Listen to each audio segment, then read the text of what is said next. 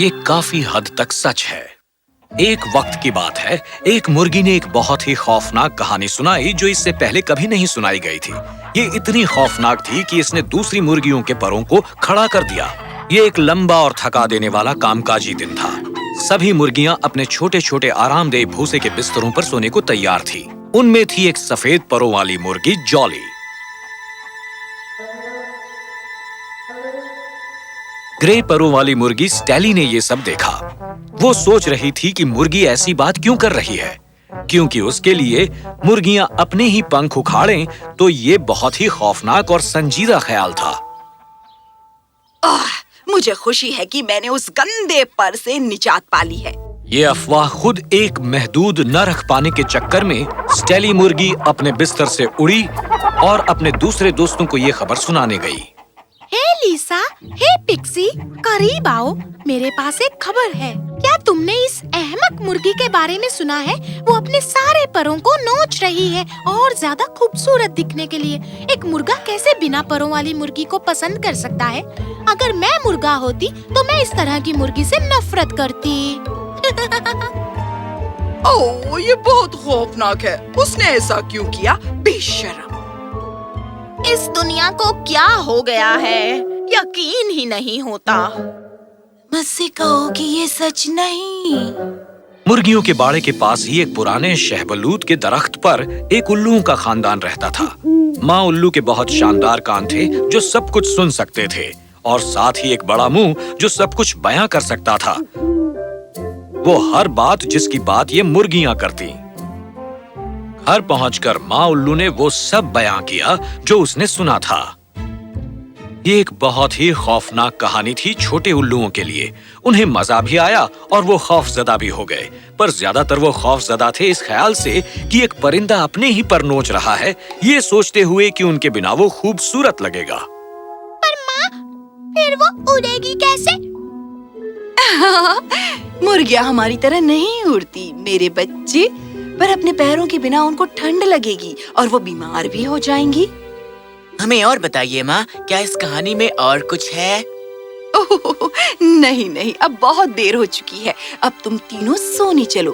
अच्छे से सोना मेरे प्यारों। बाद में जब वो अपने छोटे उल्लुओं को बोसा देती है, उनके सोने के बाद माँ उल्लू उड़कर जाती है अपनी कहानी अपने कबूतर दोस्तों को सुनाने। इस पागल मुर्गी के बारे में मुझे कबूतरों को भी बताना चाहिए। मैं जानती हूँ कि वो मेरा यकीन नहीं करेंगे, पर मुझे बताना होगा। माँ उल्लू मुर्गी के बारे में सब कुछ कबूतरों को बता देती है। वो ये सब सुनते हैं। उन्होंने पलक भी नहीं झपकाई, उन्होंने सवाल भी नहीं पूछा। उन्होंने बस सुना और यकीन किया जो माँ उल्लू बता रही थी। वो जरूर ठिठुर रही होंगी अपने सारे परों को गवाकर।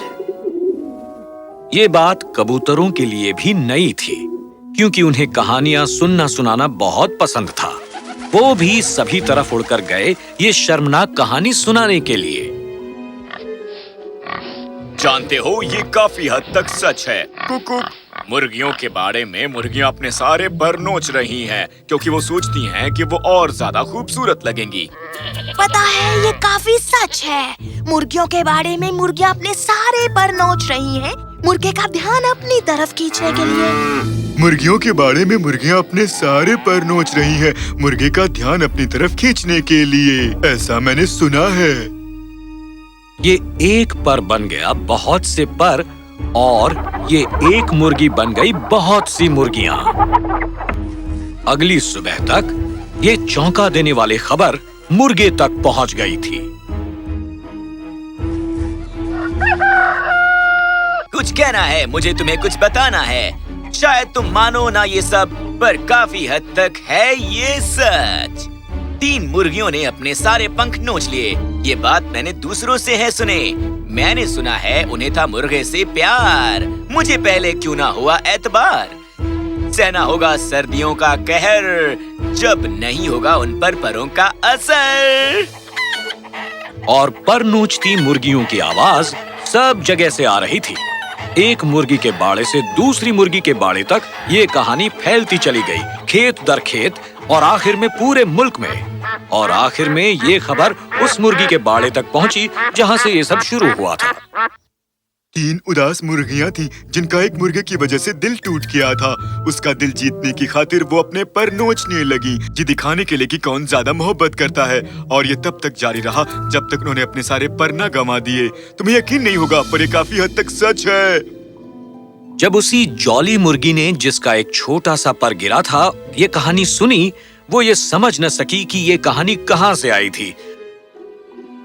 वो बहुत उदास और परेशान थी और उसने कहा, ये क्या हो रहा है? ये मंजूर नहीं है। मुर्गियों को कभी भी अपने पर नहीं नोचने चाहिए। मैंने एक मर्तबा एक पर नोचा था जो गंदा हो गया था। इस कहानी को राज नहीं रखा जाना चाहिए। हमें आगाह करना होगा। हमें इसे टीवी और न्यूज पर डालना चाहिए, तुरंत ही। ये खबर सब जगह फैल गई। उन्होंने इसे अखबारों और टेलीविजन पर देखा। ये खबर बहुत परेशान करने वाली है। मुझे पता नहीं था कि हमारे मुर्गियों के बाड़े के लिए एक न्यूज चैनल है। बेशक हमारे पास है। तुम्हें ऐसी बात कैसे नहीं पता? माफ करना, मुझे इल्म नहीं था। ये कहलाती है सीसीटीवी। सीसीटीवी क्या है? सीसीटीवी है, चिकन कूप टेलीविजन। ये बहुत मशहूर है। उसी तरह ही ये कहानी सुबह के अखबार में भी आई। हर एक ने 3 अहमक मुर्गियों के बारे में ये कहानी सुनी, जिनका दिल टूट गया था एक मुर्गे की वजह से, और जिन्होंने अपने सारे पर नोच डाले थे और वो अब सर्दियों के मौसम में ठिठुर रही हैं।